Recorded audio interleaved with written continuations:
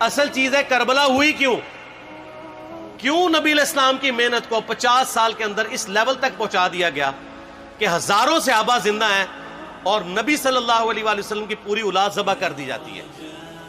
ہم تو یہ کہہ نہیں رہے کہ کیسے ذبح کیا انہوں نے, آری چلائی تھی یا تلوار چلائی تھی, یہ تو واقعہ کربلا تو سب کو پتہ ہے, ان کی شہادت بھی سب کو پتہ ہے. جامعہ ترمذی میں حدیث ہے حسن و حسین جنتی نوجوانوں کے سردار ہیں اور ان کی والدہ جو ہے وہ جنتی عورتوں کی سردار ہیں. اور المستدرک الحاکم میں حدیث ہے حسن و حسین جنتی نوجوانوں کے سردار ہیں اور ان کے والد ان سے بھی بہتر ہیں. تو یہ تو ڈیفینٹ حدیثیں ہیں, یہ تاریخ تو نہیں ہے, نبی علیہ السلام کے فرامین ہیں. تو ان کی موجودگی میں ان کے ساتھ یہ کچھ کیا جائے تو ہم نٹی گریٹیز میں نہیں پڑھتے, ہم اس تھیم کے اوپر کہ یہ کون سی چیز تھی جس نے خلافت راشدہ کو ملوکیت میں بدل دیا, ہم اس تھیم کے اوپر بات کرتے ہیں. ہم کہتے ہیں چھوڑ دیں, بندے ہندے چھوڑیں. الٹیمیٹلی کیا نکلا ہے, کس کی وجہ سے ہوا ہے, وہ تو احادیث کی کتابوں میں موجود ہے. ہم کب کہہ رہے ہیں خفیہ کیمرے لگا گئے جی کس نے گولی پہلا تیر کس نے چلایا, یہ وہ ہم تو بتا رہے کس کے دور حکومت میں ہوا اور ان کا اپنا کردار کیا تھا, اس کو کس طریقے سے لا کے تخت پہ بٹھایا گیا. وہ ساری کی ساری چیزیں تو سامنے ہیں, وہ تاریخ کی کتابیں نہیں ہیں, حدیث کی کتابیں ہیں. اگر آپ کہتے ہیں کہ بخاری مسلم سے ہم نے صرف رفع الیدین کی حدیثیں لینی ہیں یا ایمانیات کی حدیثیں لینی ہیں اور باقی جو بخاری اور مسلم میں آل امیہ کی بدماشیوں کو ننگا کیا گیا ہے وہ ہم نے نہیں لینی ہے, تو سر پھر آپ اپنے آپ کو کلیئر کٹ, پھر ہم آپ سے واقعہ کربلا نہیں ڈسکس کریں گے, حجیت حدیث میں بات کریں گے. آپ کو اپنے آپ کو منکرین حدیث کہنا پڑے گا. یہ آپ اسکروٹنگ کیسے کریں گے؟ اس سے بڑی بات مجھے یہ بتائیں کہ عظمت صحابہ بڑی چیز ہے یا عظمت محمد رسول اللہ صلی اللہ علیہ وآلہ وسلم؟ کہ صحیح بخاری میں حدیث ہے 2812 عمار کو ایک باغی جماعت قتل کرے گی, وہ جماعت دوزخ کی طرف بلا رہی ہوگی اور عمار ان کو اللہ اور جنت کی طرف بلا رہا ہوگا. اب اس کے نرغے میں جو آتا ہے وہ آئے, میں اپنے نبی سے ٹکر لے لوں آپ لوگوں کے منہ کا خیال رکھتے ہوئے کہ میں نبی علیہ السلام کو کہوں کہ آپ نے کیوں ایسی بات کر دی کہ مولا علی کے مخالفین کو آپ نے دوزخ کی طرف بلانے والی جماعت کہہ دیا. تو لیں آپ ٹکر, جائیں سیدھا دوزخ میں اور تھوڑی جرت کریں, آپ یہ کہا کریں کہ اے اللہ, اپنے لیے کہا کریں کہ اللہ تعالیٰ آپ کا حشر یزید اور یزید کے آباء و اجداد کے ساتھ کرے اور اس کی اولاد کے ساتھ. ہم کہتے ہیں کہ اللہ تعالیٰ ہمارا حشر جو ہے وہ مولا حسن حسین مولا علی علیہ السلام اجمعین اور اہل بیت کے ساتھ کرے, آمین. اور آپ میں تو اتنی جرت نہیں آپ یہ بات بھی کر سکیں کیونکہ ان کو پتہ ہے. تو نبی علیہ السلام کی احادیث کو بیان کرنے کو یہ سمجھتے ہیں کہ جی اس سے مصیبت کھڑی ہو جائے گی, تو اپنے آپ کو منکرین حدیث ڈکلیئر کریں. پھر حجیت حدیث کا مقدمہ ڈسکس ہوگا, پھر کربلا نہیں ڈسکس ہوگی. اور یہ ٹی وی پہ بھی آ کے مولوی بیٹھے ہوتے ہیں, سنیوں کے بھی شیعوں کے بھی, مڑ کے جی وہ یزید نے یہ کر دیا. وہ یزید نے کیا کیا ہے یار؟ وہ تو سسٹم کا نمائندہ بن کے آیا جو پیچھے سے خراب تھا. یزید کو لے کے بیٹھے ہیں, یزید یزید یزید یزید, بھائی پیچھے سے معاملہ خراب ہوا. اگر نہیں یقین آتا تو یہ بخاری مسلم کی میں نے آلموسٹ 200 سے زیادہ حدیث مین اسٹریم کی کتابوں سے اکثر بخاری مسلم جمع کیے, پڑھے. اور سر میں نے تو ان کو چیلنج دیا ہے, یہ حدیثیں پڑھ کے نا اپنے ممبروں سے صرف ان حدیثوں کی تشریح اپنی پبلک کے سامنے کر دیں. نہیں کر سکتے تو پھر لعنت کے مستحق تو ہو رہے ہیں حق چھپا کے, اور قیامت دن کے منہ پہ لگام ڈالیے. اور پھر مڑ کے کہتے ہیں نہیں جی وہ کچھ چیزیں خاص ہوتی ہیں وہ عوام الناس کے سامنے نہیں کرنی چاہیے. وہ صحابہ کرام بھی بعض کا ایسی باتیں پبلکلی نہیں کرتے تھے. میں نے اس کے اوپر بڑا ایک میرا کلپ ہے یوٹیوب پہ, مولا علی سے متعلق 5 جھوٹ, تو میں نے کافی ساری چیزیں اس میں ڈسکس کی ہیں. لیکن میں یہ کہتا ہوں کہ اللہ کے بندو, جو چیزیں نبی علیہ السلام نے منع کی ہیں بیان کرنے سے وہ تو ہم ڈسکس کر بھی نہیں رہے. میں نے آج تک آپ کو منافقین کے نام بتائے؟ آپ نے حذیفہ ابن یمان کو بتایا تھے نا آپ صلی اللہ علیہ وآلہ وسلم نے, صحیح بخاری میں آتا ہے. تو میں نے آپ کو بتایا, آپ رازدار رسول تھے, وہ ختم ہوگی بات.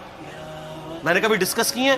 اگرچہ میں نے صحیح مسلم کی حدیث 7035 نمبر ڈسکس کی ہے کہ نبی علیہ السلام نے فرمایا میرے صحابہ میں 12 منافق ہیں, وہ کبھی بھی جنت میں داخل نہیں ہوں گے یہاں تک کہ سوئی کی ناکے سے اونٹ نہ گزر جائے, اور ان میں سے 8 ایسا ہے جس کی کمر پہ دوبیلا پھوڑا نکلے گا. میں نے آج تک آپ کو بتایا کہ کس کس کی کمر پہ دوبیلا پھوڑا نکلا اور اس کی موت اسی پھوڑے میں ہوئی ہے؟ بتایا؟ تو میں تو وہ چیزیں ڈسکس بھی نہیں کر رہا، میں وہ چیزیں ڈسکس کر رہا ہوں جو نبی علیہ السلام نے علامات النبوہ میں بتائی ہیں۔ یہ امام بخاری حدیث نبوت کی دلیل کے چیپٹر میں لے کے آئے ہیں، اور امام بہقی نے 3500 احادیث پر مشتمل ایک کتاب لکھی ہے دلائل النبوہ، کہ ہم نبی صلی اللہ علیہ وسلم کو نبی کیوں مانتے ہیں، اس کے اوپر۔ اور اس میں یہ ساری حدیثیں عمار بن یاسر کے قتل والی لے کے آئے ہیں، بتانے کے لیے کہ دیکھیں ہمارے نبی علیہ السلام کی نبوت کی دلیل ہے کہ آپ نے اپنی وفات کے آلموسٹ 30 سال کے بعد ہونے والے واقعے کو پہلے ہی بتا دیا۔ یہ حدیثیں چھپانے والی نہیں، بیان کرنے والی ہیں، علامات النبوہ کی حدیثیں ہیں۔ آپ کہتے ہیں چھپائیں، اگر کوئی حدیث دنیا میں نہیں چھپائی جا سکتی نا تو علامات النبوہ والی حدیث ہے، کیونکہ وہ تو نبی صلی اللہ علیہ وسلم کی نبوت کو جسٹیفائی کرتی ہے۔ ورنہ میرا ایک معصومانہ سوال ہے کہ نبی صلی اللہ علیہ وسلم نے یہ باتیں کر کے ان کے زوم میں نعوذ باللہ امت کو مصیبت میں ڈال دیا۔ آپ نے خود ہی فرمایا کہ یہ ہوگا، کیوں فرمایا آپ نے؟ میں تو بیان کر کے مجرم ہوں، تو جس نے مجھے خبر دی ہے ان کے بارے میں آپ کا کیا خیال ہے؟ یہ مسند احمد کی حدیث یہ میں نے گھر بیٹھ کے بنائی ہے کہ میری بیوی کا کیا حال ہوگا جس پہ خوف کے کتے بھونکیں گے۔ تو سیدہ عائشہ سے مجھ سے زیادہ نبی علیہ السلام کو محبت تھی، لیکن آپ اللہ کے پیغمبر تھے، آپ نے اپنے گھر کی خبر بھی نہیں چھپائی، بتا دی کہ یہ ہوگا۔ اور اس سے بڑھ کے آپ صحیح بخاری میں دیکھیں، عمار بن یاسر کا خطبہ ہے۔ میں نے یہ سارا، پریشان نہیں ہونا، یہ ریسرچ پیپر میں سارا کچھ موجود ہے، اور کوئی چیز بھی ایسی نہیں جو اس میں سکپ ہو۔ صحیح بخاری میں خطبہ ہے کہ عمار بن یاسر کو مولا علی نے بھیجا کوفے میں۔ کوفے والے نیوٹرل ہو گئے تھے کیونکہ بصرہ سے سیدہ عائشہ آ رہی تھیں، اور وہاں پہ انہوں نے کہا نہ ہم سیدہ عائشہ کا ساتھ دیں گے نہ مولا علی کا دیں گے۔ تو عمار بن یاسر کو تیار کرنے کے لیے، یعنی وہاں کے جو عوام تھی اس قتال کے لیے، مولا علی نے بھیجا۔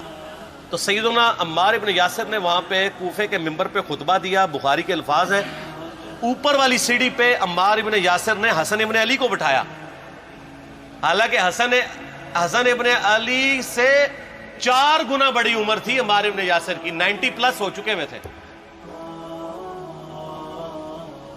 3-4 گنا ان کی عمر تھی، لیکن اہل بیت کا احترام کیا۔ خود نچلی سیڑھی پہ بیٹھے، بخاری کے الفاظ ہیں کہ اے لوگو اللہ نے تمہیں آزمایا ہے، ایک طرف دنیا اور آخرت میں تمہارے نبی کی بیوی ہے سیدہ عائشہ، دنیا اور آخرت میں، یعنی عزت اپنی جگہ قائم۔ یہاں لوگ سمجھتے ہیں کسی کی غلطی آ گئی تو پتہ نہیں کیا ہو گیا، وہ یار اس کا مرتبہ اپنی جگہ ہے، غلطی اپنی جگہ ہے، پیغمبر نہیں ہے وہ۔ اور دوسری طرف علی ابن ابی طالب ہے، اللہ اب دیکھے گا تم عائشہ کی اطاعت کرتے ہو یا اللہ کی، علی کی نہیں اللہ کی۔ کیوں؟ یا ایھا الذین آمنوا اطیعوا اللہ واطیعوا الرسول واولی الامر منکم، ان کا اولو الامر مولا علی ہیں، ان کی اطاعت واجب ہے۔ یہ اللہ نے آزمایا ہے کہ اللہ کی اطاعت کرتے ہو یا عائشہ کی۔ اور آپ حیران ہوں گے، یہ حدیث امام بخاری حضرت عائشہ کی فضیلت والے چیپٹر میں لے کے آئے ہیں۔ اگر امام بخاری مشورہ کر لیتے نا ناسبیوں سے تو انہوں نے کہا تھا سر آخری صحیح رکھو، پچھلا رہن دو، بلکہ پچھلے والا رکھو آخری والا رہن دو، کہ عائشہ دنیا اور آخرت میں۔ وہ حدیث گھڑنے کا میں آپ کو طریقہ بتاتا ہوں، کاٹ چھانٹ کرنے کا۔ وہ آدھی حدیثیں لکھتے ہیں نا، آدھی حدیثیں ایسے لکھتے ہیں امام بخاری کہ سیدہ عمار ابن یاسر نے خطبے کے دوران فرمایا کہ سیدہ عائشہ دنیا اور آخرت میں تمہارے نبی کی بیوی ہے، بس۔ لیکن امام بخاری نے پوری حدیث لی ہے، آگے وہ بھی ڈالا ہے کہ اللہ آزما رہا ہے کہ عائشہ کی اطاعت کرتے ہو یا اللہ کی، جیسے آپ کے علماء کر رہے ہیں۔ صحیح مسلم کی حدیث 6488 آدھی بیان کرتے ہیں، سارے مولوی، بریلوی، دیوبندی، اہل حدیث سب۔ میرے صحابہ کو برا مت کہو، اگر تم میں سے کسی نے احد پہاڑ کے برابر بھی سونا خیرات کر دیا اور میرے صحابہ نے 1 مد یعنی 600 گرام خیرات کی، آدھا کلو، اس کے آدھے کو بھی نہیں پہنچ سکتا، بس۔ حالانکہ یہ مسلم کی حدیث سٹارٹ اس سے ہوتی ہے کہ عبد الرحمن بن عوف کو خالد بن ولید نے گالیاں دی جھگڑے کے دوران، حالانکہ دونوں مسلمان تھے، دونوں صحابی تھے۔ آپ نے حضرت خالد بن ولید کو بلا کے ڈانٹا، فرمایا تم میرے صحابہ کو برا مت کہو. تو خالد بن ولید نے تو آگے سے نہیں کہا حضور میں بھی صحابی ہوں.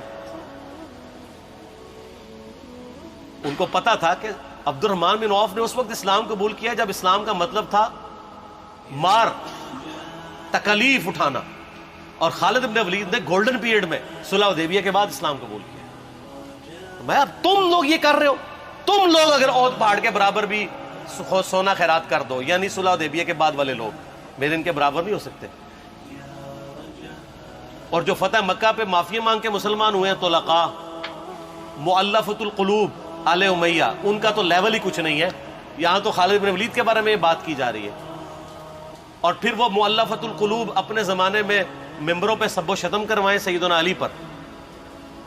تو سب سے پہلے تو ان کو کہنا چاہیے جن کے بارے میں حدیث تھی کہ تم صحابہ کو گالی مت دینا. ہم نے تو خیر کبھی دی بھی نہیں ہے.